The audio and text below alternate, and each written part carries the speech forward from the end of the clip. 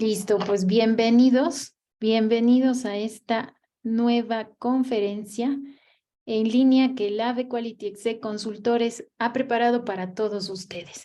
Ya no sé qué número de conferencia en línea es esta, pero bueno, ustedes saben que nosotros vamos respondiendo sus preguntas o vamos, conforme vayamos dando las asesorías a todos los laboratorios que bendito Dios están en asesoría con nosotros, todos los tropiezos o todas las cosas que vamos detectando dentro de nuestros laboratorios, lo que hacemos es preparar un curso, tanto para ellos como para el resto de los compañeros, que pueda ser de importancia para ustedes y que pueda mejorar realmente su trabajo y hacer más fácil su día a día y mejorar la calidad en su servicio.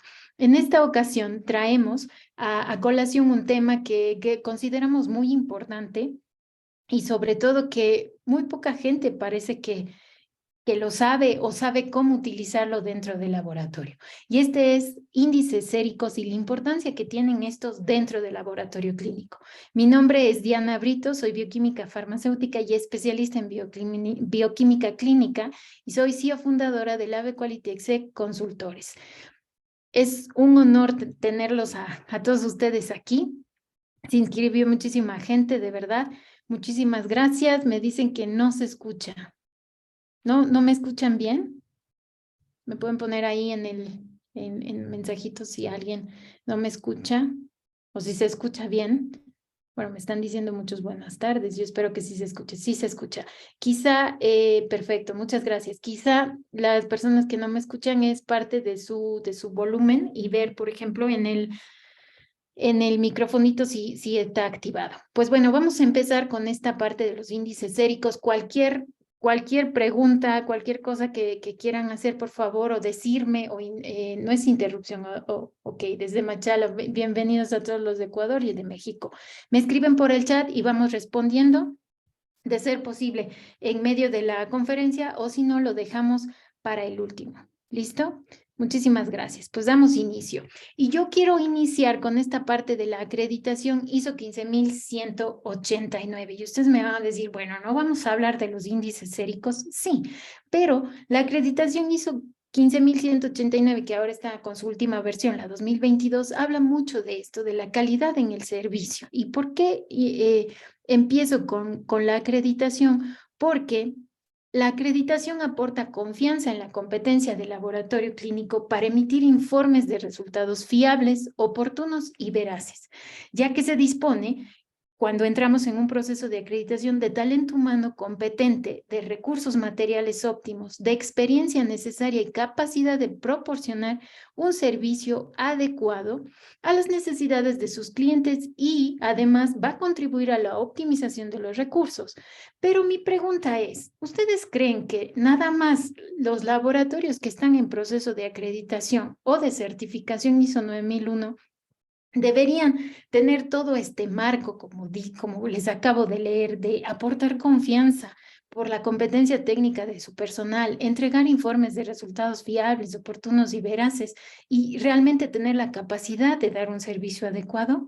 ¿Ustedes creen que nada más esos laboratorios deberían de ser o de dar ese servicio a sus pacientes, a sus usuarios? Yo creo que no. Yo creo que todos los laboratorios deberíamos de estar en esta onda, independientemente si pedimos o no a una auditoría externa que nos dé un certificado, ya sea de certificación ISO 9001 o de acreditación 15189, sino en nosotros está intentar empezar a caminar en este camino de la calidad y implementar todas estas partes que nos pide la norma, que nos dicen estas recomendaciones para poder dar un servicio mejor a nuestros clientes. Y con base en esto, uno de las principales cosas que podemos hacer en pro de la mejora es la medición de los índices séricos. ¿Por qué? Porque nos aporta un paso más a la seguridad del paciente, porque ustedes van a ver más adelante todo lo que engloba el hacer una medición de los índices séricos y por qué es importante, ¿sí? Y mejora la seguridad del paciente porque en vez de yo rechazar de entrada una muestra y solicitar nueva muestra, puedo ver qué analitos realmente están afectados con esta hemólisis y yo puedo ahorrarle al paciente que regrese a tomarse nuevamente la muestra, ahorrarle un pinchazo y todo esto. Entonces, acuérdense que la seguridad del paciente no nada más es el que se pueda morir o le pueda causar algo grave realmente, sino también puede estar en ahorrarle tiempo de cama en el hospital o también ahorrarle dinero. Mejora la calidad de nuestro resultado, por supuesto, porque son interferencias, ¿no? Que pueden dar un resultado erróneo. Y además aporta mayor confianza tanto en nuestro laboratorio clínico como en nuestros clientes. Y van a ver por qué. Porque al medir ustedes los índices séricos en su laboratorio y ver la utilidad que tienen, van a dejar de, no sé si en todos pasa, pero en muchos laboratorios pasa que mandan sus muestras a otros laboratorios para ver si el resultado coincide cuando estamos angustiados porque nos salió o muy alto o muy bajo el resultado. Entonces, cuando hablamos de índices séricos, realmente estamos hablando de interferencias, ¿sí? Pero yo quiero hacer la pregunta, ¿y ustedes realmente saben qué es una interferencia? ¿O qué se les ocurre con que puede ser una interferencia?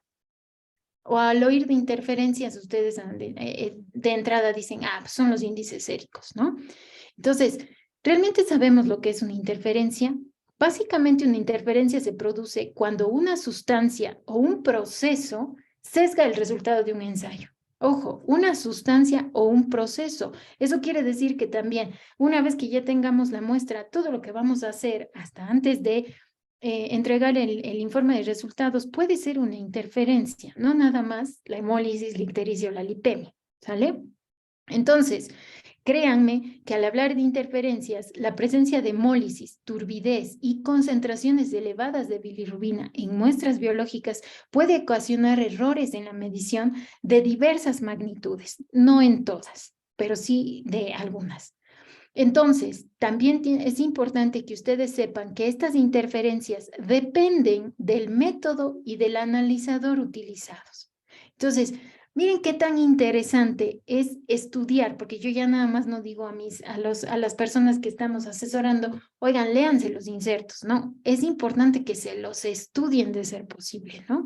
Cada vez que vayan haciendo el control de los insertos, el control de los lotes y todo esto, todo el tiempo van a estar leyendo a ver si no hubo algún cambio en el reactivo, en la calibración, en el control, y de esta forma de a poquito se les va a ir quedando todo lo que deberían de saber de cada una de sus pruebas. Y miren aquí, una parte importante es la interferencia por hemólisis, ictericia y lipemia, que depende de su método y de su equipo. Entonces, es importante que los detectemos. Esto que estoy dando ahorita es como un resumen, antes de, es un prólogo más bien dicho, ¿no? No tanto un resumen, pero es importante que vayamos viendo todas estas partes. Es importante que ustedes detecten los índices séricos. Y si me hacen el favor de en el chat de escribir quién detecta los índices séricos y si lo hacen, ¿cómo lo hacen? ¿Mediante su equipo o viéndolo así con fondo blanco, con fondo negro, a través de viendo un periódico, no sé, con una tablita, algo de eso? Coméntenme en el chat, por favor, para ir viendo si siguen ahí o ya me dejaron solita. Entonces es importante que nosotros detectemos los índices séricos y pueden ser dos tipos de detección. Por detección o por detección visual, de forma que veamos el color y el aspecto turbio del sueroplasma, pero debemos de saber que esta inspección visual es un poco subjetiva, ¿no? Porque depende si estamos viendo en contraluz, si estamos viendo con más luz, menos luz, si la luz es blanca, si es amarilla, etcétera, y nos da un grado semi-cuantitativo de la detección. No es tan fiable, ¿sale? Ahora, también es importante o puede o debería ser importante que ustedes puedan detectar los índices séricos de forma automatizada en sus equipos, ¿no? Algunos ya me han escrito aquí solamente visual, visual, visual, se hace por inspección visual. Miren, la mayoría, todos hacen por inspección visual. Y no crean que nada más son ustedes, muchos laboratorios también, de todos los que he oído, o no lo hacen o hacen por inspección visual. Y yo después de esta conferencia, yo quisiera que ustedes el día de mañana o hoy, si trabajan en la noche o si están en sus laboratorios, revisen en sus equipos si tienen una prueba para detección de índices séricos o que también se conoce como HIL. por las siglas de hemólisis, ictericia y lipemia, o HIL que le llaman, ¿no? Y esto porque la mayoría de los equipos automatizados tienen esto incluido como una prueba. Lo malo es que muchos de los proveedores, por no decir todos, no tienen idea cómo activarla. Entonces, esto es importante que ustedes vayan viendo y exijan que se los activen. Y si no lo saben, que pues averigüen cómo lo hacen, porque es muy importante. ¿Cómo hacen esta medición de los índices séricos? Los equipos hacen una estimación basada en las características espectrales de la hemoglobina, la bilirrubina y la turbidez. Esto nos va a dar mayor objetividad y rapidez en la detección, porque imagínense que tengan 500 muestras y estar viendo a todas así de a poquitos frente a la tablita es un horror, ¿no? Entonces, es importante esta parte que nos dicen con base en las características espectrales. ¿Por qué? Porque los índices séricos no todos afectan o son interferencias en las mismas longitudes de onda.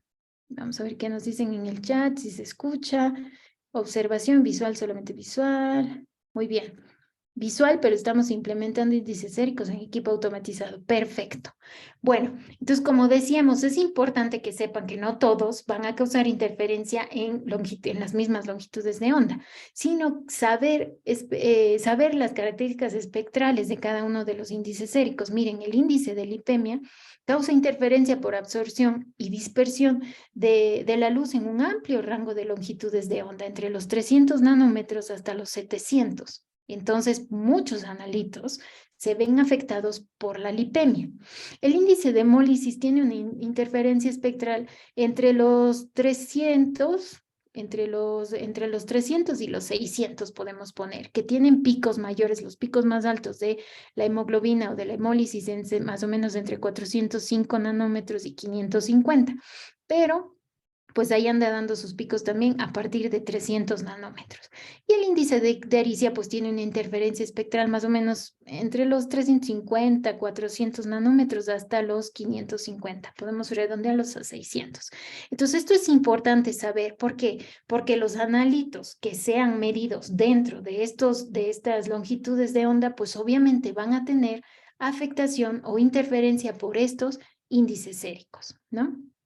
Miren, ¿cómo van a saber ustedes qué analitos son los que están afectados? Es muy importante que se hagan una tablita, ¿no? Una tablita en donde pongan el analito, cuáles son los índices séricos que le afectan y sobre todo la cantidad en la que se ven afectados.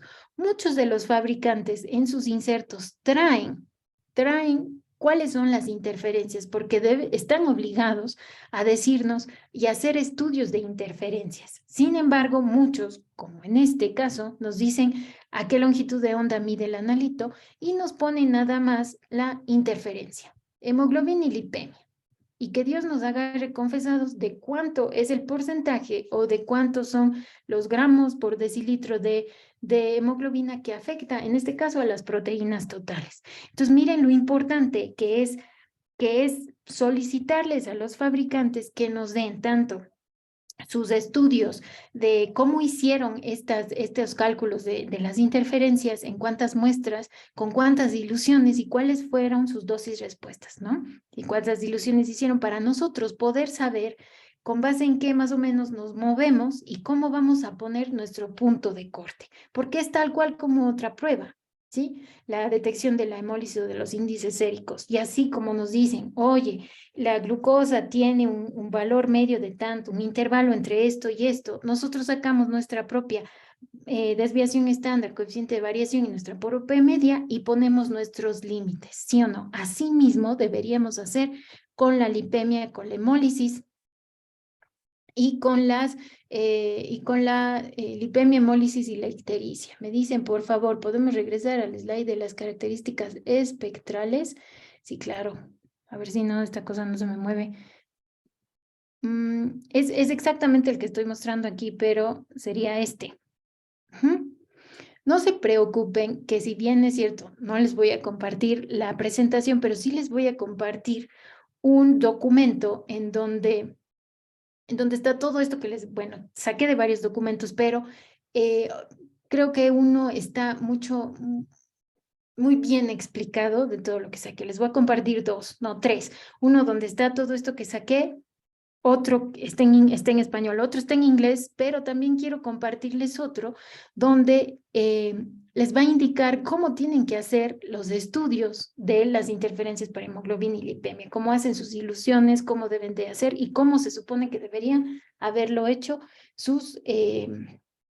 los proveedores, los fabricantes. Y yo incluso preparando esta presentación se me ocurrió que esto de ver que nos proporcionen cómo hicieron esto de las interferencias de su hemoglobina, de la lipemia, de la ictericia, que nos proporcionen todos estas dosis respuesta, en qué concentraciones sí les dieron, si interfiere la hemoglobina o no interfiere, podría ser un criterio para que ustedes digan si sirve o no, no el proveedor, pero esa metodología, ¿no? Es importante saberlo. Con gusto, Pablo.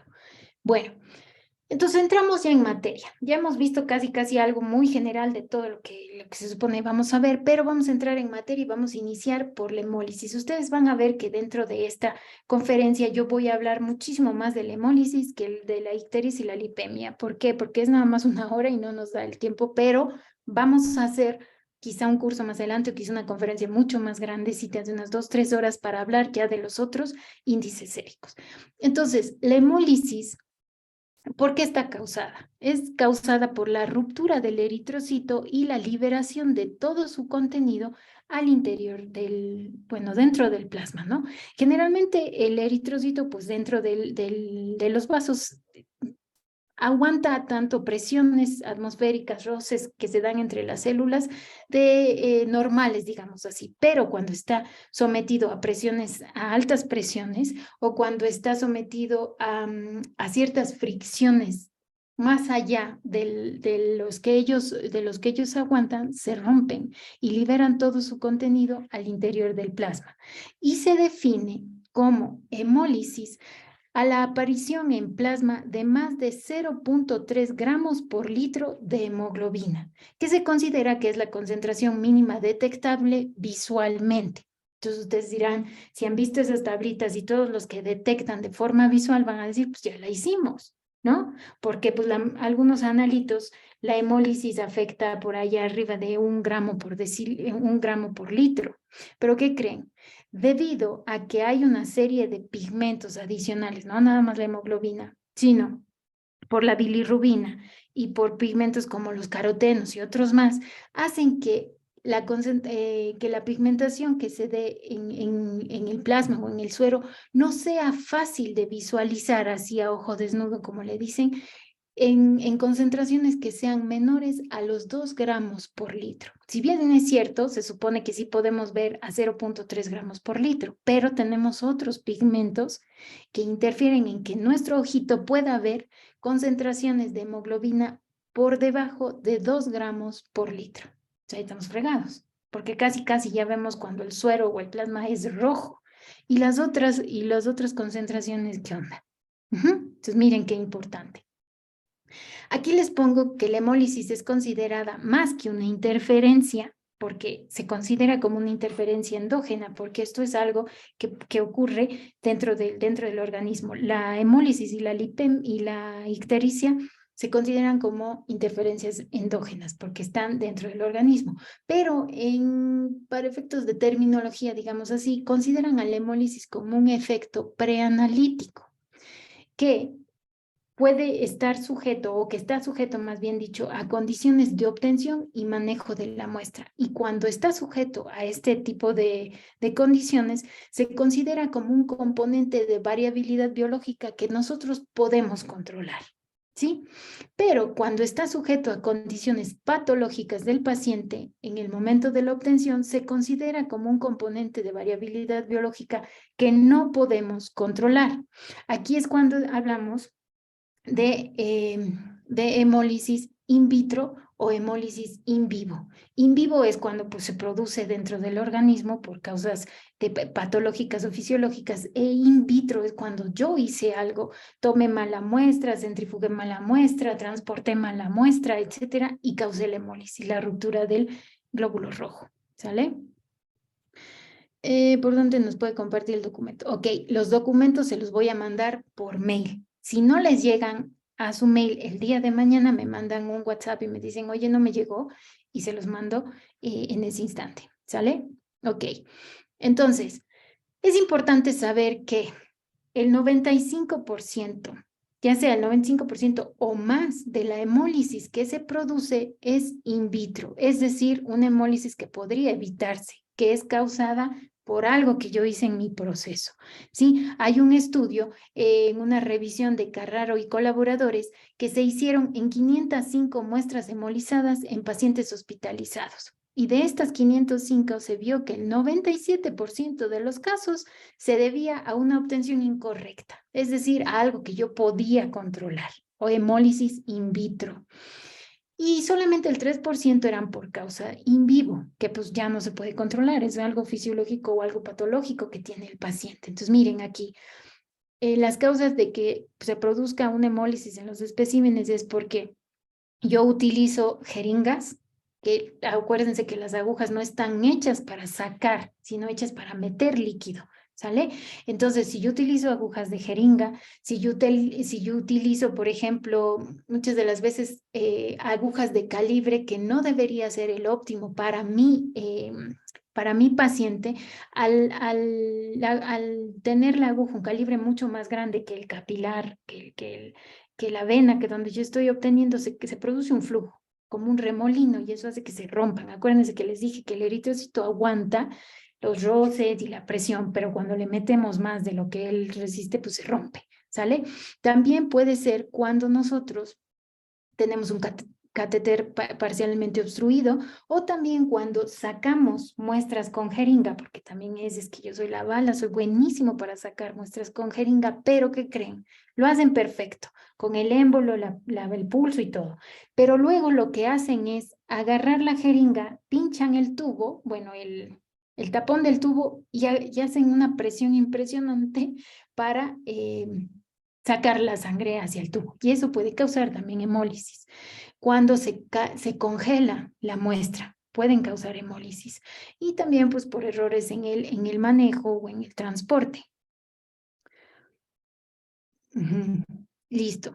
Ahora, entonces, es también importante que ustedes sepan que deben de tener en cuenta muchas características de algunos de sus pacientes, porque hay una mayor fragilidad mecánica de los glóbulos rojos en pacientes que presentan diabetes, que tienen esclerosis múltiple y en mujeres posmenopáusicas. Miren aquí la importancia de que en sus solicitudes de exámenes les pongan el motivo de examen. ¿Por qué viene a hacerse el examen? Si no les pusieron, tienen que preguntarle a sus pacientes. La impresión diagnóstica, ¿qué cree el doctor que pueda tener? Y también, pues, el conversar y saber qué es lo que está pasando con el paciente para nosotros poder hacer todo un proceso de calidad en nuestro laboratorio, ¿sí? Existen varios tipos de hemólisis. La hemólisis extravascular y la intravascular, cuando son hemólisis, por ejemplo, in vivo. In vitro, pues ya sabemos todo lo que se puede producir, les acabo de comentar. Pero cuando son hemólisis extravascular, es aquella hemólisis que es controlada, que se da en los eritrocitos que son viejitos, y se da una destrucción acelerada de los eritrocitos en la red microvascular y también en aquellos sistemas que son encargados de la recuperación de todos los componentes intracelulares, ¿no? Intraeritrocitarios, perdón. Entonces, esto es una hemólisis extravascular y es, digamos así, normal y es controlada. Pero existe también un tipo de hemólisis intravascular en donde se da una destrucción masiva de los eritrocitos, pero que sobrepasa ya la capacidad de los sistemas de recuperación. Entonces, cuando es esto masivo y ya sobrepasa la capacidad del organismo, se libera hemoglobina libre en el plasma. Pero ojo, bueno, más adelante les voy a decir, no me voy a adelantar. Entonces, es importante que nosotros sepamos que toda hemólisis que vemos en un tubo no siempre es producida por nuestra culpa, ¿sí? Y no deberíamos rechazarla así por así, sino que también puede ser por causas patológicas. Y la mayoría de las patologías o algunas patologías que pueden causar hemólisis intravasculares, miren, la hemoglobinuria paroxística nocturna, por enfermedades asociadas a fragmentación eritrocitaria como algunas anormalidades cardíacas, microangiopatías como un síndrome hemolítico urémico, por anemia hemolítica inmunológica, por reacción transfusional, por infecciones por bacterias en sepsis por Clostridium, por agentes químicos cuando son envenenados de serpiente, de arañas, envenenación por arsénico, envenenamiento, perdón, por arsénico o en pacientes que están quemados. Entonces, miren qué tan importante es saber las características de nuestro paciente. ¿Sale? Ok. Entonces, y todo esto pueden sacar de, esto es uno de los documentos que les voy a compartir. Ahora, ustedes me pueden decir, bueno, qué padre que hay hemólisis in vivo y hemólisis in vitro, una que causo yo y otra que causa el paciente, ¿no? O sea, que viene en condición del paciente, pero yo ¿cómo lo detecto? ¿No? Pues existen indicadores de hemólisis in vivo para que ustedes sepan si fue causa de ustedes o del proceso, mejor dicho, o es ya propia del paciente. Entonces, ustedes tienen que saber que cuando se da hemólisis in vivo, la lactato deshidrogenasa es uno de los indicadores de hemólisis. Hay descenso de la aftoglobina sérica, hay incremento de bilirrubina indirecta y también tienen aumento de reticulocitos. Ustedes, si sospechan de este tipo de hemólisis, ustedes podrían hacer la medición de estos analitos y detectar y hacer la diferenciación. ¿Sí? ¿Por qué? Porque cuando se libera, cuando es una hemólisis in vivo, puede ser, no todos los, hagan de cuenta, no todos los componentes del glóbulo rojo son liberados o sea, son liberados al plasma, ¿no? Dentro del plasma, sino solamente se van a liberar aquellos componentes de alto peso molecular, como es la hemoglobina y como es la LDH. ¿Sí? Pero también a veces se puede liberar algunos componentes como es el potasio, pero no se considera como un interferente, ¿sí? Está en un lugar que no debe de estar, digamos así, pero no es un interferente ni para su concentración, ¿sí? Ni tampoco que interfiera en la medición de otros analitos. Entonces, miren qué importante es esto, ¿sale? Ojo con esto. Entonces, cuando se valora el grado de hemólisis por la concentración de hemoglobina libre sérica, la hemoglobinemia no siempre es proporcional a la aparición de otro contenido eritrocitario en el plasma. Esto quiere decir que, y otra cosa que les quiero decir aquí antes que se me olvide, no pueden decir, voy a detectar índices séricos y la hemoglobina que yo mida aquí va a ser, no es, ¿cómo se dice? No es la misma hemoglobina que ustedes no la pueden reportar como la cantidad de hemoglobina que luego ustedes miden en plasma, ¿sí? No son intercambiables, son dos cosas diferentes, ¿sale? Entonces, es importante que sepan que no siempre es proporcional a la aparición de este contenido eritrocitario en el plasma, ¿sí? Los pacientes, por ejemplo, que tienen anemias macrocíticas tienen menos concentración de hemoglobina que lo que tienen con el resto de contenido eritrocitario. Con base en esto, ustedes tienen 3 aspectos que tener en cuenta. Primero, como les decía, que en una hemólisis in vivo solamente van a aparecer en el plasma los componentes de alto peso molecular, como son la hemoglobina y la LDH. Pero una hemólisis in vitro, es decir, algo que causo yo, todo el contenido del eritrocito se va a ir hacia el plasma. Esto es muy importante, por eso les puse con rojito y en verde. En una hemólisis in vivo solamente va a salir al plasma la hemoglobina y la LDH. La LDH tarda, cuando es una hemólisis in vivo, se queda mucho más tiempo en el plasma y por eso es un indicador cuando la miden de una hemólisis in vivo. Y en cambio, en la hemólisis in vitro, todo el contenido del eritrocito se sale, tanto las proteínas, se sale el sodio, sale todo el contenido del eritrocito hacia el plasma. Pero ojo, el potasio no es un interferente, ¿sale? No se ve aumentado los volúmenes de potasio cuando pasa esto. Entonces, otro aspecto que tienen que tener en cuenta es que la concentración de hemoglobina intraeritrocitaria es un parámetro variable en la población. La misma cantidad de hemoglobina liberada puede acompañarse de una concentración variable de otros componentes, como ya les había dicho, en los pacientes con anemia macrocítica. Y la tercera condición es que hay condiciones que pueden producir una difusión de componentes eritrocitarios sin ruptura del eritrocito. Esto se ve muchas de las veces cuando nosotros congelamos la muestra, ¿no? O la guardamos mucho tiempo en frío. Esto altera el funcionamiento de la bomba de sodio-potasio en la membrana del glóbulo rojo y puede producir una hiperpotasemia ficticia. Entonces, ojo de cómo conservan las muestras. Es importante que vean también a qué temperatura deben conservarse las muestras. Ahora, aquí les pongo con una parte amarilla porque deben saber que la hemoglobina puede producir interferencia química o espectrofotométrica en muchas determinaciones, ¿sí? Y hay dos factores que puede alterar, ya sea porque cambia la concentración del analito en la muestra, en este caso va a producir un aumento del potasio, del aspartato aminotransferasa y de la lactato deshidrogenasa, o puede también producir una disminución del sodio y del cloruro. Va a verse alterada negativamente, es decir, bajas concentraciones de bilirrubina y bajas concentraciones de insulina y troponina T van a verse cuando hay una interferencia por hemólisis. ¿Por qué? Porque se degrada el analito debido a las proteasas y a la oxidación que se produce. Y también factores que interfieren con la medición del analito, porque acuérdense las características espectrales, ¿no? Si el analito se mide dentro de o en una longitud de onda en la cual está afectada o da sus picos altos la hemólisis, la ictericia o la lipemia, pues va a verse afectado. Ahora aquí nosotros podemos hacer algo. Algunos de los fabricantes muchas veces hacen no sé si han visto en los insertos que vienen que los analitos pueden medirse en dos longitudes de onda, una alta y una más chiquita a veces, ¿no? Entonces, si ustedes tienen una muestra hemolizada, pueden hacer cambiar a la otra longitud de onda si no hay interferencia, obviamente, del índice sérico en esa e intentar eliminar la interferencia, ¿sale?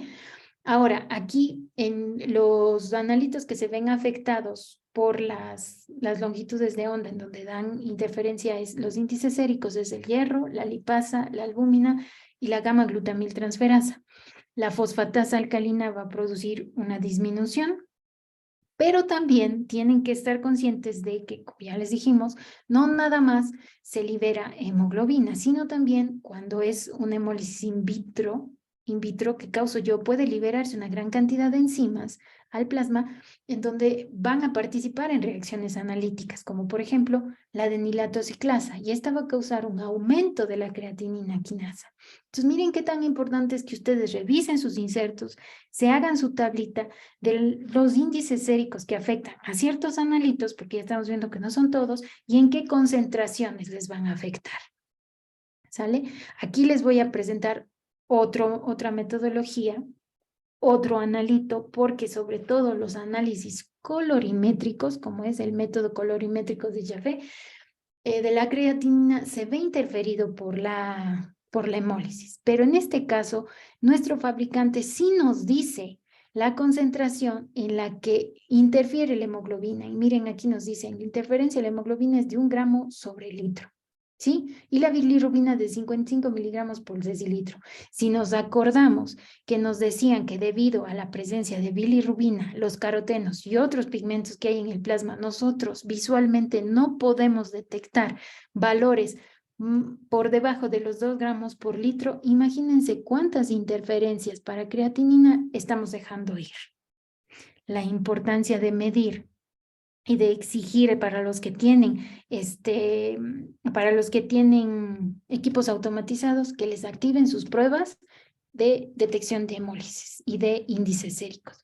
Los que no tienen equipos automatizados y no tienen semiautomatizados, etcétera, pues bueno, lo harán de forma visual, porque acuérdense que es hacer lo mejor que uno puede con lo que tiene, ¿sale? Bueno, ¿y por qué les digo tanto de esto? Oigan, miran la hemólisis, vean la hemólisis, no sean así, vean cómo les hacen a los proveedores, que les den sus concentraciones y todo, es porque la hemólisis es la principal causa de rechazo preanalítico de las muestras de suero. Como un componente, este es uno de los que los proponen los manifiestos de los programas de evaluación externa de la calidad analítica. Y aquí tenemos el de la SEC, que es de la Sociedad Española de Bioquímica Clínica y Medicina de Laboratorio, y nos dicen que el mayor porcentaje de incidencias que se da en la parte preanalítica para bioquímica es la hemólisis y está en un 65%. Para coagulación un 9%, para gasometría un 1% y para hematología un 4%.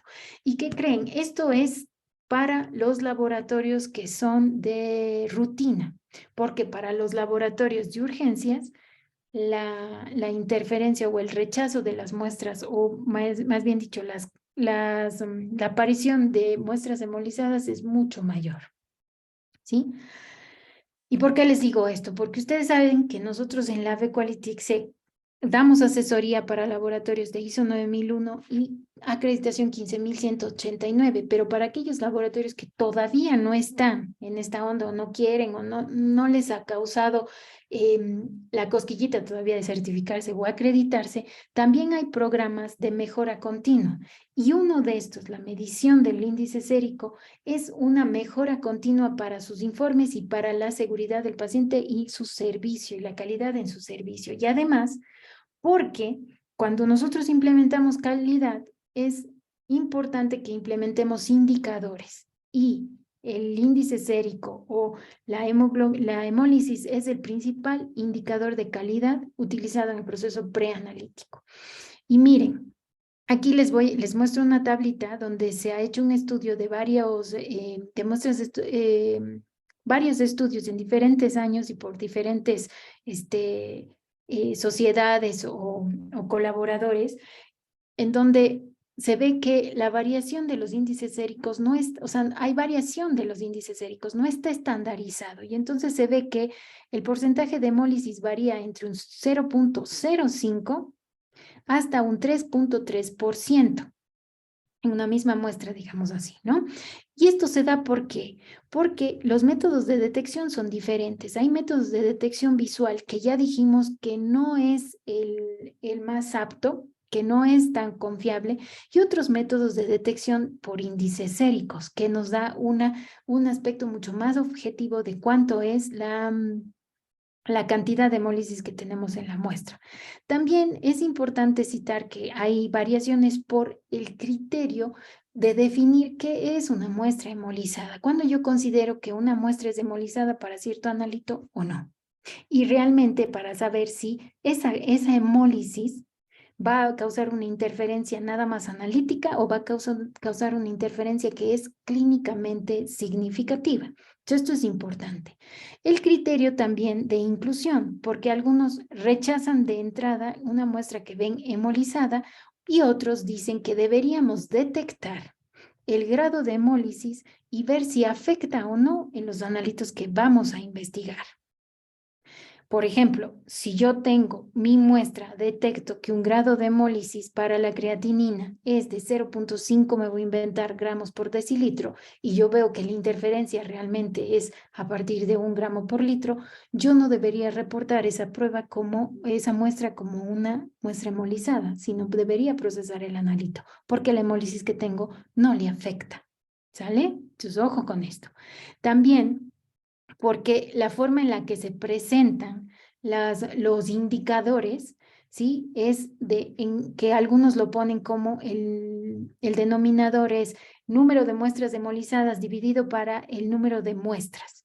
Otros lo ponen como el número de peticiones o solicitudes de examen y otros lo ponen como el número de determinaciones. Entonces no está estandarizado, por lo tanto, no nos podemos comparar entre laboratorios. ¿Sale? Ahora, entonces, vuelvo a repetir, el método de detección visual es poco fiable. ¿Por qué? Porque ya dijimos que si hay otros colorantes como la bilirrubina y los carotenos, no podemos ver concentraciones menores a 2 gramos por litro. Ahora, generalmente utilizamos estas tablitas, pero miren qué variación hay en estas tablitas del color. Según lo que nos dicen, nosotros estaríamos más o menos viendo por aquí, cuando realmente ya el plasma está rojo.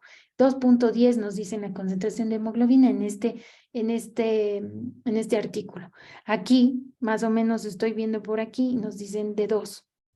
Aquí miren, nos dicen 1.7 o 2.4. Entonces yo no tengo las mediciones en medio, ¿no? ¿Cómo yo detecto la hemólisis de forma visual? Es muy subjetiva, dependiendo la tablita frente a la cual yo me voy a comparar. Nuevamente, un pero de la detección de hemólisis visual y un pro para o sea, ir en pro de la medición de la hemólisis automatizada. Es por eso que en los métodos de detección de cualquier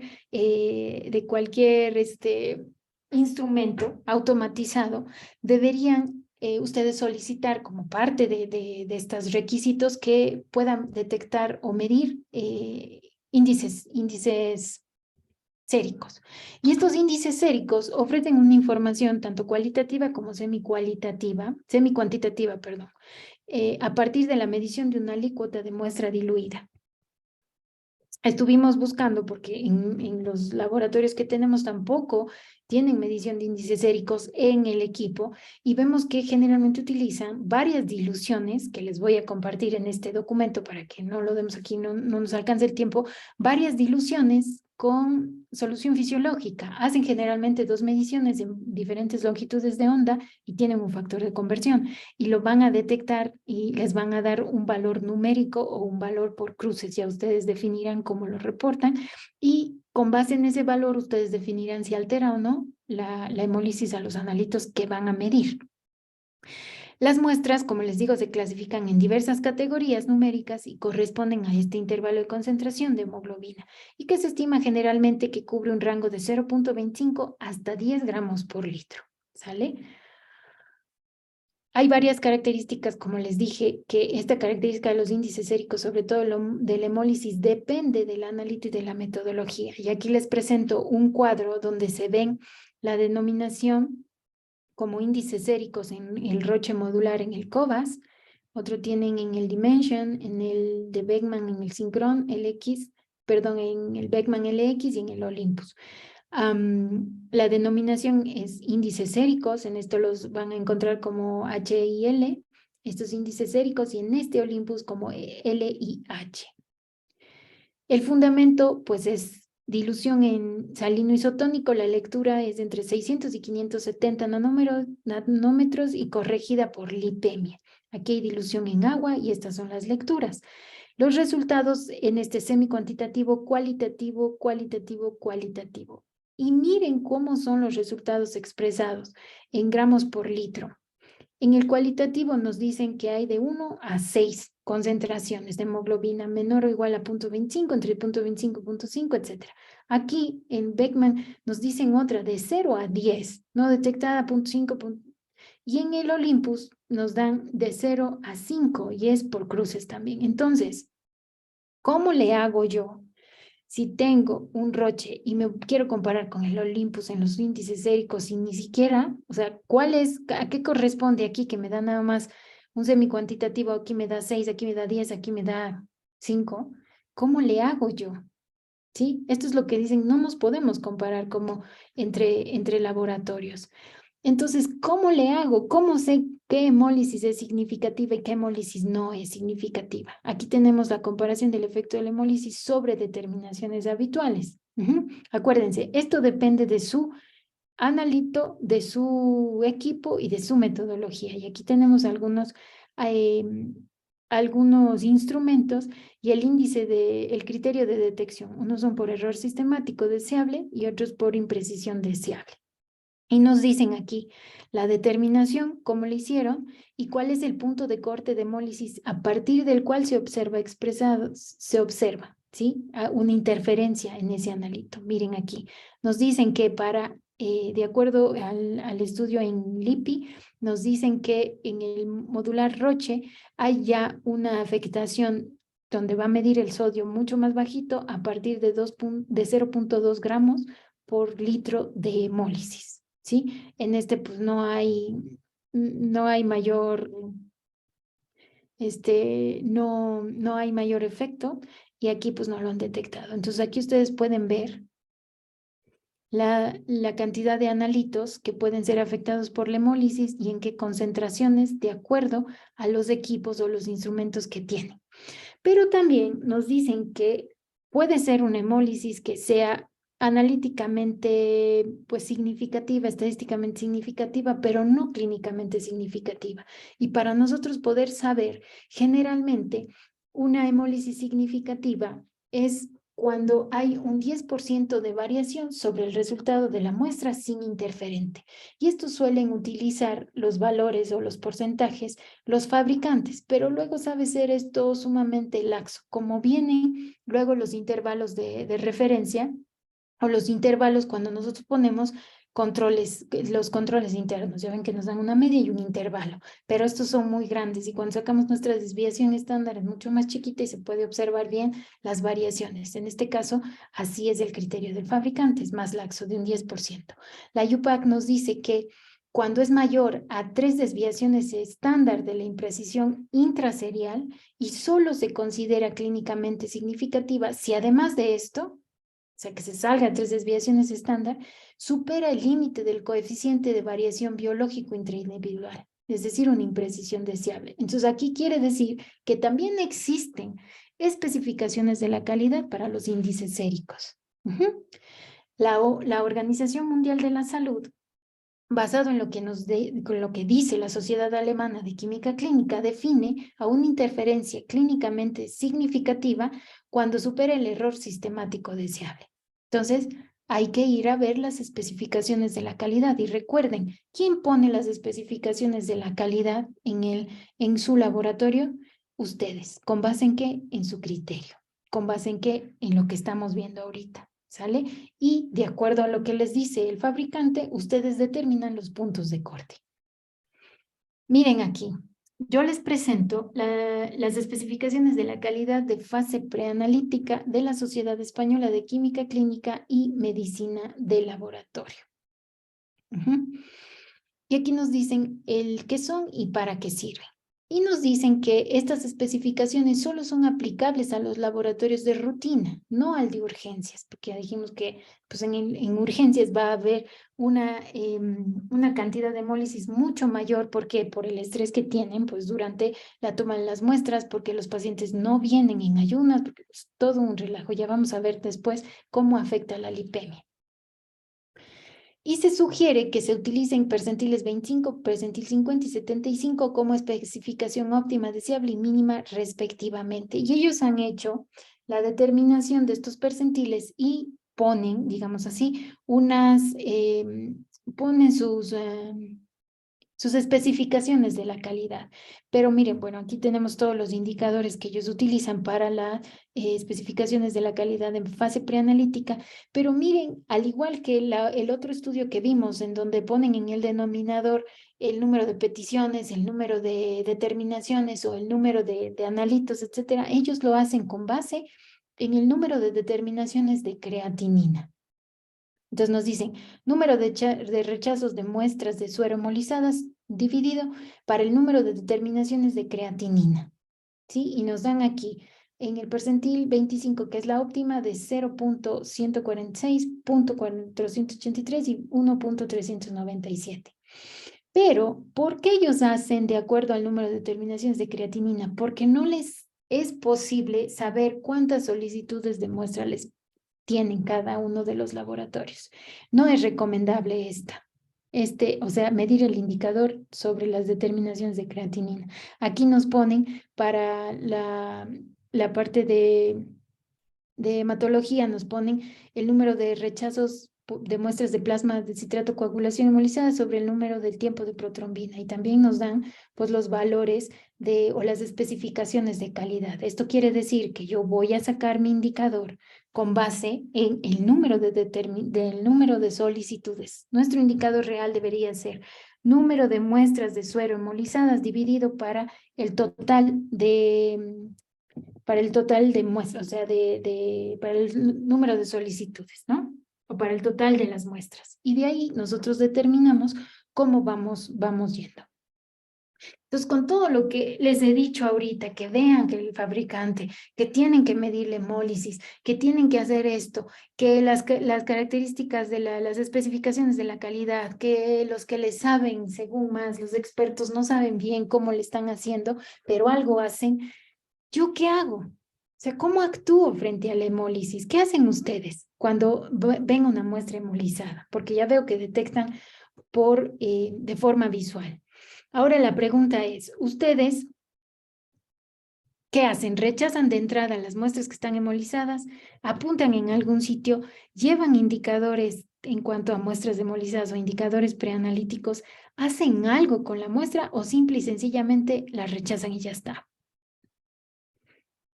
Piden nueva muestra. Ok, piden nueva muestra.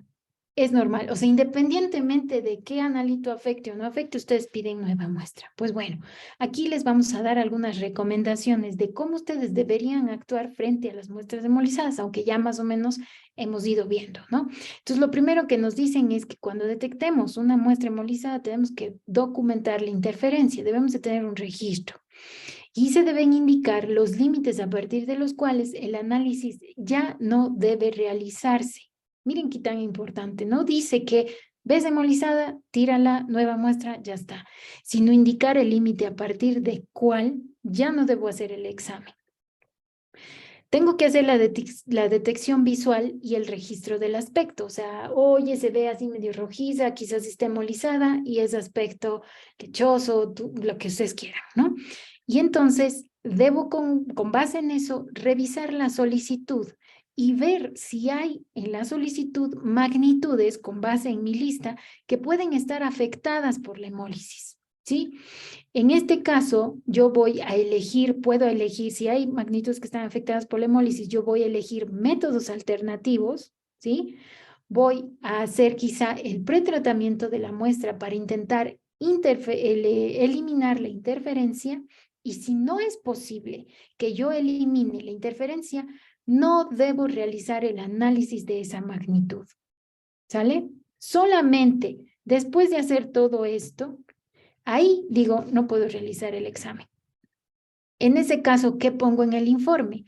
En el informe voy a poner un comentario con el aspecto de la muestra, el proceso al que la sometí y si la interferencia no se ha podido eliminar en el lugar donde debe ir el resultado de la muestra, voy a poner un comentario que diga resultado invalidado por hemólisis. Y ahí sí solicito una nueva muestra en el caso de que ese analito sea realmente indispensable para lo que el médico cree que tiene el paciente, porque muchas de las veces nos mandan química de 50 elementos y pues a ver qué tiene el pobre cristiano, pues algo le va a salir con tanta análisis que se está haciendo. Pero es importante que sepamos también esta parte de la demanda de las muestras, no pedir a lo loco cualquier tipo de análisis, ¿sale? Entonces solamente ahí yo voy a poner que está invalidado por hemólisis y solicito nueva muestra. Luego es muy importante distinguir si esa hemólisis es in vivo o es in vitro. Dice, llevamos registros en el caso de la hemólisis, solicitamos nueva muestra. Cuando procesamos, colocamos comentario indicando si hay o no interferencia sobre analitos. Ok, perfecto. Pero, por ejemplo, ponen que hay interferencia sobre analitos, pero ¿qué pasa si hay un potasio? Si ustedes encuentran, les voy a preguntar, si ustedes encuentran una muestra de que piden potasio y la muestra está hemolizada, ¿qué hacen? ¿Piden nueva muestra de entrada o no? O si lo procesa. Ahí me van contestando, porfa. Entonces es importante que nosotros distingamos entre hemólisis in vivo de hemólisis in vitro. ¿Por qué? Porque si nosotros distinguimos una hemólisis in vivo, de entrada es patológico y tengo que reportarla. Y si yo hago la determinación y encuentro alta la hemoglobina libre y altos componentes y alto la concentración de los componentes intraeritrocitarios, esto es de utilidad diagnóstica y tengo que reportarlo. Pero acuérdense que la determinación visual es sumamente complicada cuando yo tengo concentraciones más bajitas de 2 gramos por litro. Entonces, no es tan fácil detectar esta hemólisis in vivo. Y es importantísimo, por eso les pongo aquí de otro colorcito. Si ven, que se acuerden de lo que vimos los 3 aspectos, que solamente las determinaciones interferidas por hemoglobina van a estar afectadas cuando es una hemólisis in vivo. ¿Sí? Aquí a ver si me contestaron del potasio. No reportamos el resultado del potasio y solicitamos nueva muestra. Miren aquí lo que me dicen. Eso lo hacemos todos, pero con esto que les estoy poniendo aquí, esto que se pone rojo, que solamente, que ustedes tienen que acordarse que si es una hemólisis in vivo, solo las determinaciones interferidas por hemoglobina están afectadas. Entonces, aquí se han hecho muchos estudios, se ha visto y todo que si ustedes detectan una hemólisis y no saben si es in vivo o in vitro y no informan el resto de resultados, como están haciendo aquí, esta hemolizada, nueva muestra, y dan por hecho que se trata de una hemólisis que es producida por el proceso que ustedes hicieron de toma de muestras, de transporte, de centrifugación, lo que sea, en situaciones clínicas donde pueden ser vitales para la atención al paciente, esto puede suponer un conflicto para el laboratorio. Les pueden demandar, digamos así, o pueden causar la muerte de alguien realmente. ¿Por qué? Porque se han publicado varios estudios en donde se ha visto la imposibilidad de que el médico pueda obtener un valor de potasio por la política de laboratorio del rechazo de muestras directas de toda muestra que venga hemolizada, las rechazamos, ¿sí?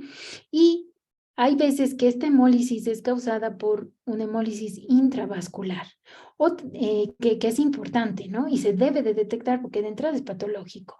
O también ha habido problemas en confiar en la veracidad de una hiperpotasemia llamativa, cuando es el contexto justamente de esta hemólisis intravascular. Acuérdense que el potasio no es un interferente y entonces no va a aumentar los valores de él mismo, digamos así, cuando es liberado al plasma, ni tampoco interfiere con los valores de otros analitos. Entonces, si es una muestra que está hemolizada, sí deberíamos procesar el potasio, ¿sí? Entonces, ojo con eso, pilas con eso, por eso les pongo aquí que se pongan pilas. Dice, si puedo validar aquí, a ver, me dicen varias cosas. No reportamos, nueva muestra. Ha pasado que no hay interferencia significativa, sí sería bueno realizar el análisis. Sí, claro, tienen que realizar el análisis del potasio.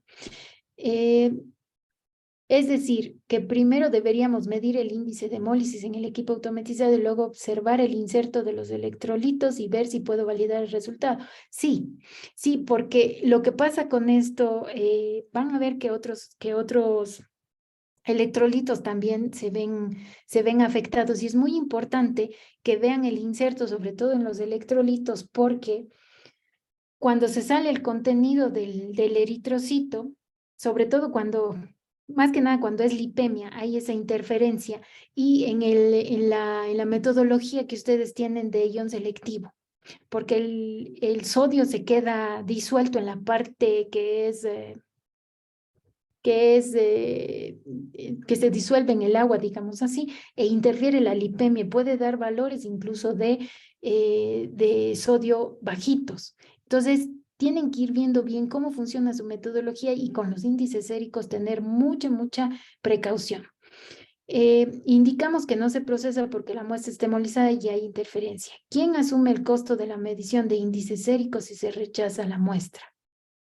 ¿Es una pregunta sí, es una pregunta. ¿Quién asume el costo de la medición de índices séricos si se rechaza la muestra? Ok, ahora, eso es lo que yo les digo. Esto ya es una cuestión de, más que nada, de administración del laboratorio, la gestión de sus recursos y todo, porque eso es parte de la medición que ustedes deberían de hacer como parte de su servicio. ¿Sale? ¿Y quién asume la responsabilidad de que el laboratorio se cierre si nos demandan o si hay un muerto? ¿No?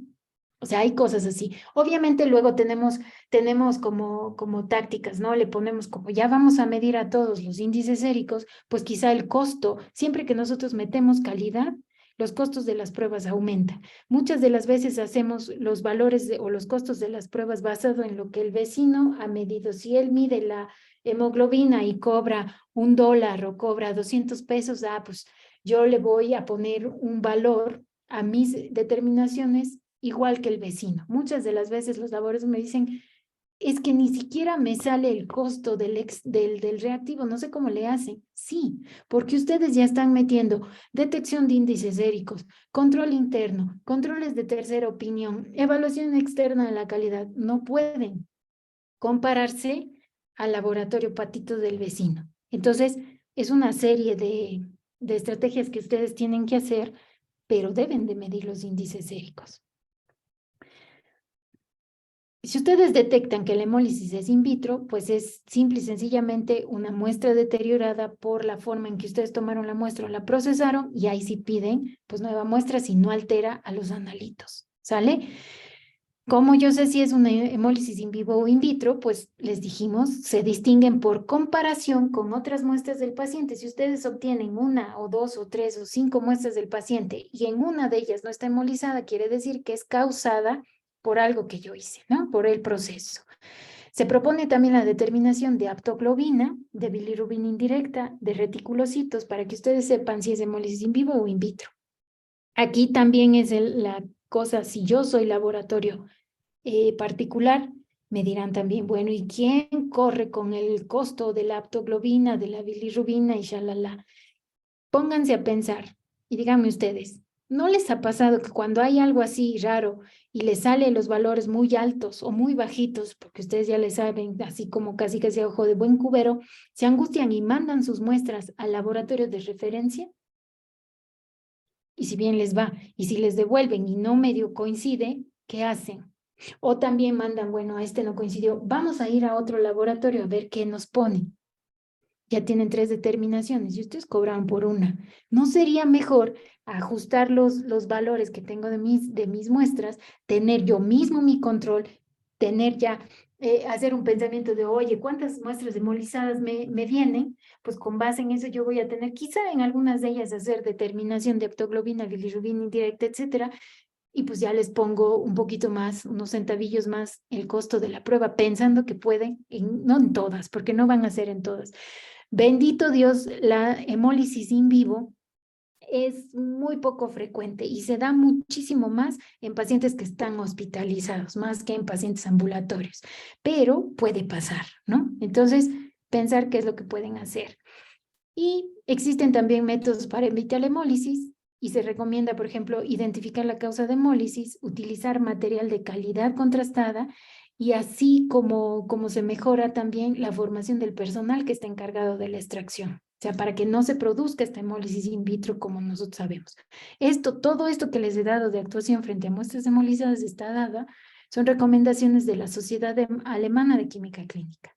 Pero existen otros grupos, como el Grupo Italiano de Calidad Extraanalítica, que en el 2007 publicó algunas recomendaciones e incluso ponen como A las que recomiendan mucho y como E a las que no están tan recomendadas. Y aquí vamos a ver que son muy parecidas a las que ya vimos, donde nos dicen aumentar el nivel de formación de los profesionales que están implicados en extracción, como muy recomendado.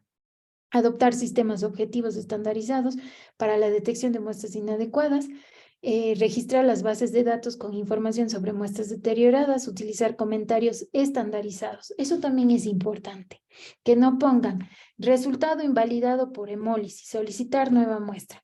Y en el otro compañero analista ponga, la muestra ha sido hemolizada, se pide nueva muestra y así, que dicen lo mismo, pero no está estandarizado el comentario. Hacer una lista de comentarios para que todos, cada vez que pase esta situación, sea una muestra hemolizada, voy a activar este comentario y esto tiene que ir en el informe, ¿sale?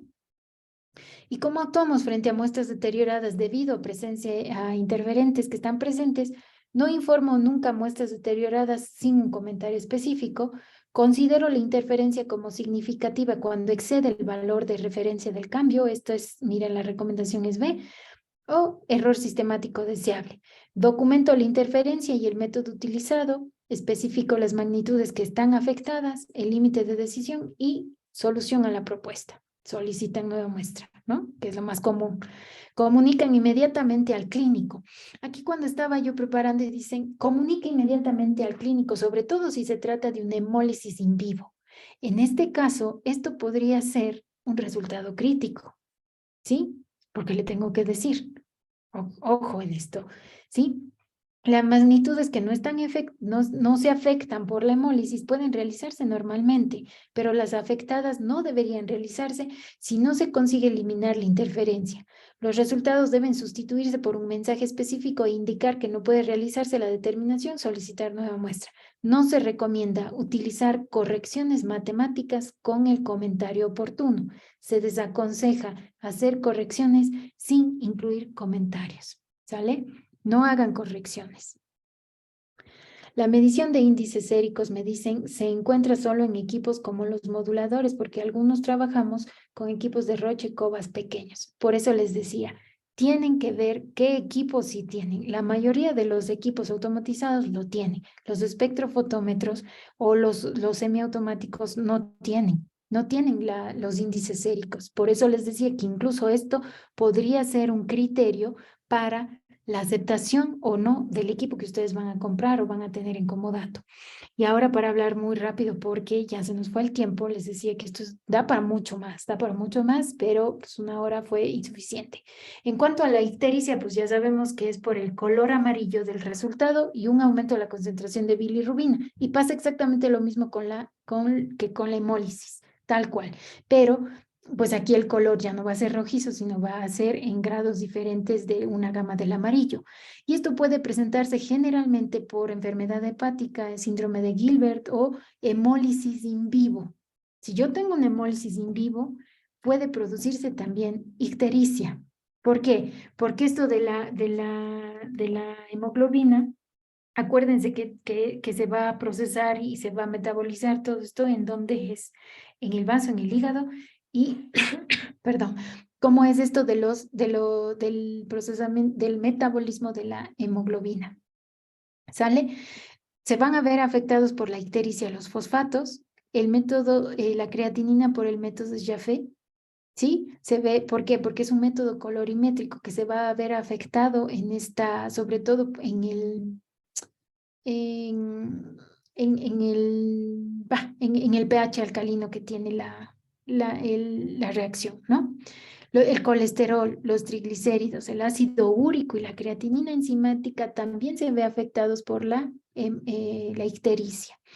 Es importante que ustedes vean que en algunos ensayos de triglicéridos en los equipos como son el Abbott Aeroset y el Roche modular han demostrado interferencia positiva por bilirrubina no conjugada e interferencia negativa por bilirrubina conjugada. O puede también que en otros equipos se den al revés, ¿sí? Al revés en cuanto a las hemoglobinas. Entonces es importante que ustedes vean y por estas cosas como los índices séricos es que se recomienda que el paciente se haga incluso siempre las determinaciones en el mismo laboratorio. Al hablar de la lipemia, se refiere, como nosotros sabemos, a la turbidez de la muestra, que resulta del efecto de la dispersión de la luz de una alta concentración de partículas de lipoproteínas.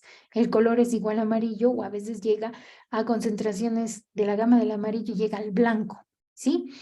Las principales causas de lipemia son comunes. Es común la lipemia cuando se da por comida grasosa, algo grasoso que se ha comido recientemente.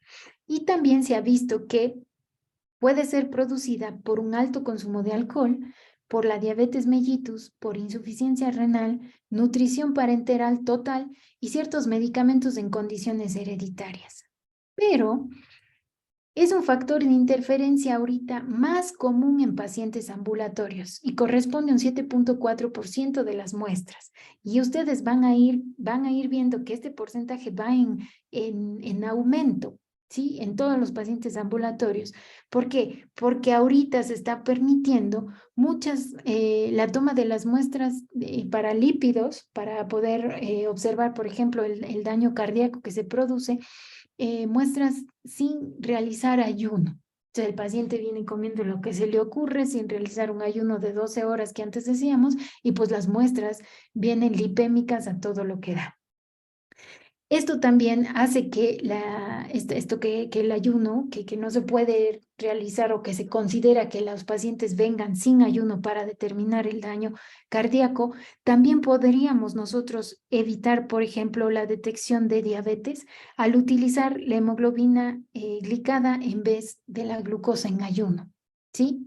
¿Por qué? Porque la glucosa se va a ver obviamente interferida sin el ayuno, pero la hemoglobina glicosilada no.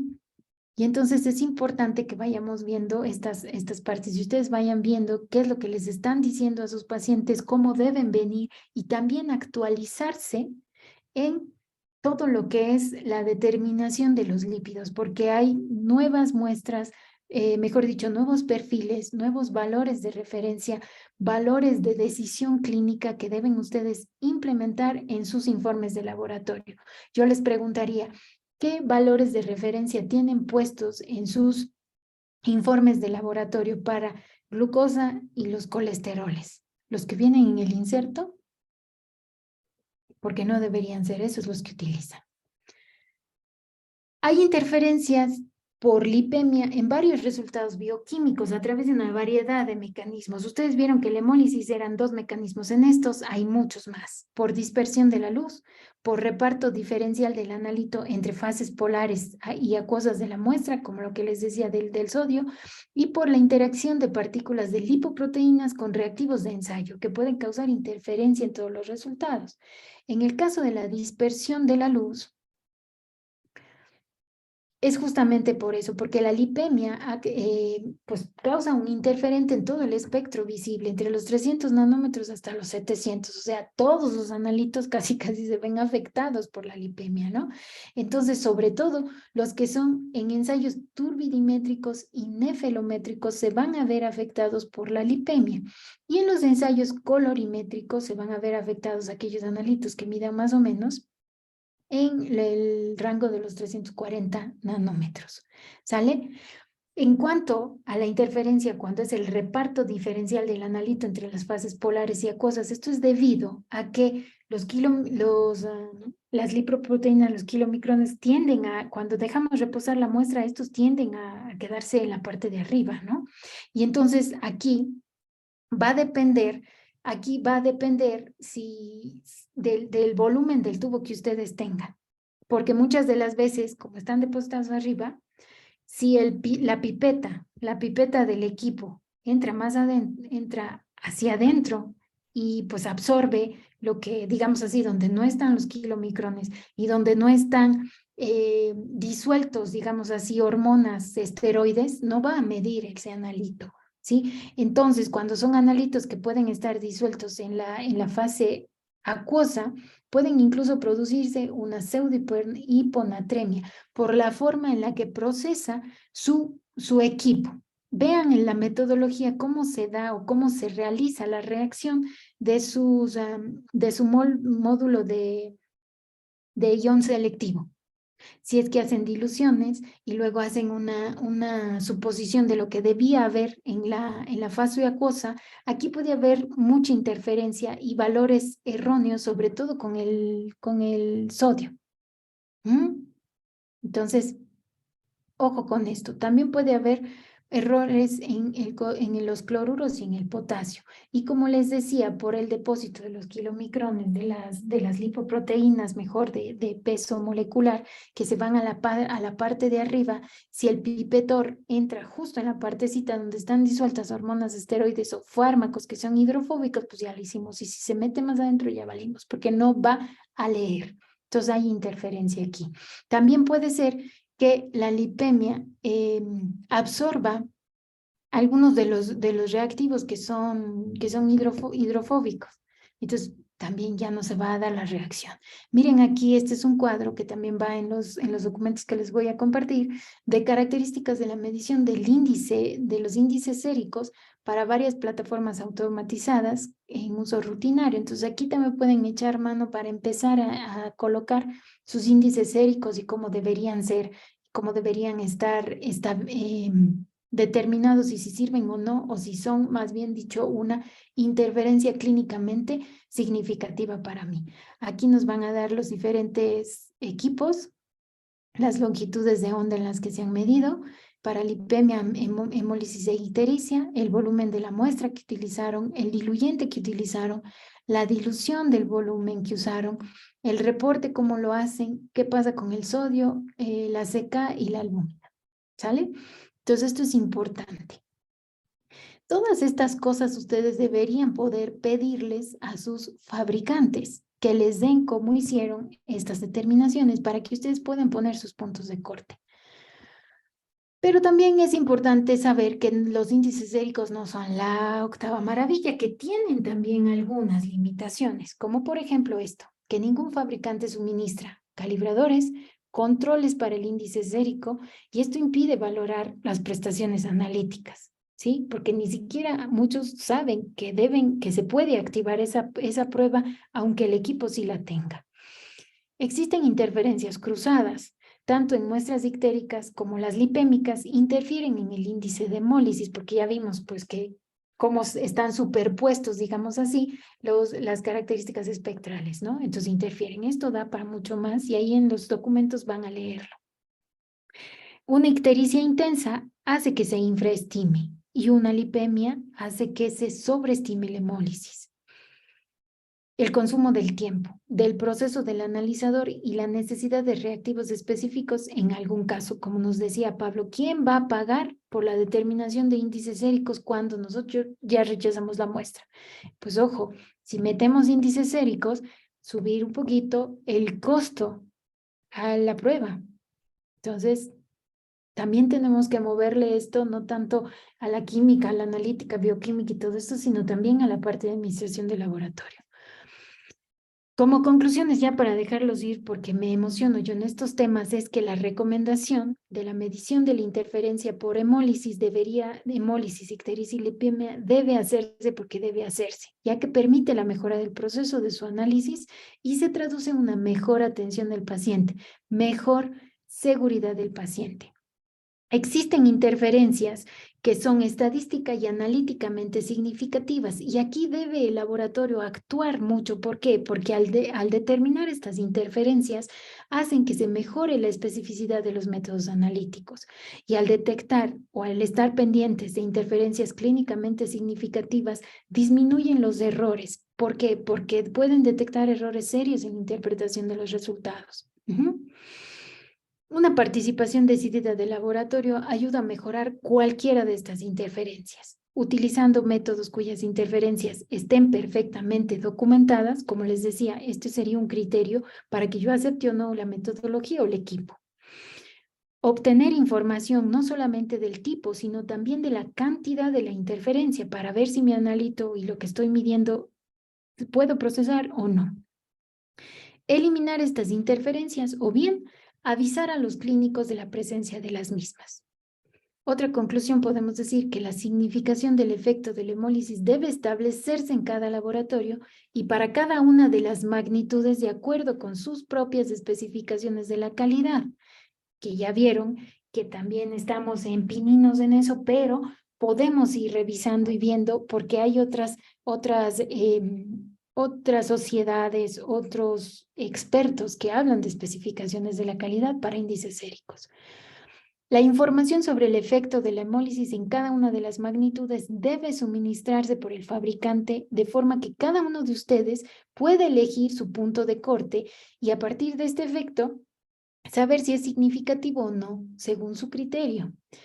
Para esto debe suministrarse los datos completos de los interferogramas, es decir, de las dosis respuestas, cómo hicieron las diluciones, qué les salió, cómo fue, con cuántas mediciones, qué es lo que pusieron, si hemoglobina de verdad, si pusieron sangre, si pusieron, cómo hicieron los exámenes, las pruebas que fueron haciendo para las hemólisis, y así como el tipo de estudio realizado y la metodología utilizada para la cuantificación de la hemólisis.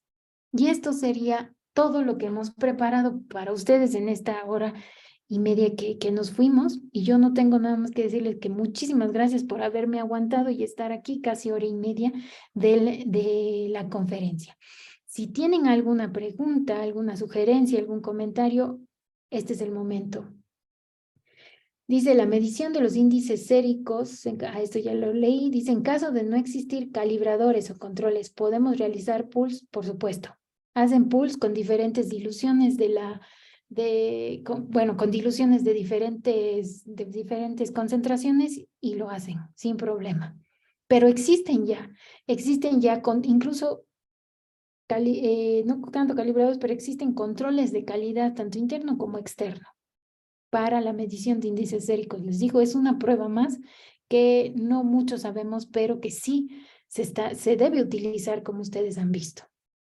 Pues bueno, cualquier duda, consulta, aquí están nuestros contactos, a nuestro mail, a nuestra página web o a nuestro WhatsApp y estamos encantados de poder servirles. Muchísimas gracias a todos, muchas gracias por sus comentarios de que todo muy interesante. Pues si no tienen ninguna duda, ninguna consulta más, pues les agradezco mucho y les dejo descansar. Gracias de verdad por estar presentes y aguantarme todo este tiempo aquí. Que tengan muy buenas noches. Si quieren revisar nuevamente esta conferencia, les vamos a mandar el link de la grabación. Va a estar en nuestro canal de YouTube y la Quality Exec, lo pueden buscar y pueden revisar nuevamente la conferencia sin ningún problema. Y les mandamos a su mail el link para que puedan revisarla. Les agradezco mucho. Que tengan muy buenas noches. Hasta luego.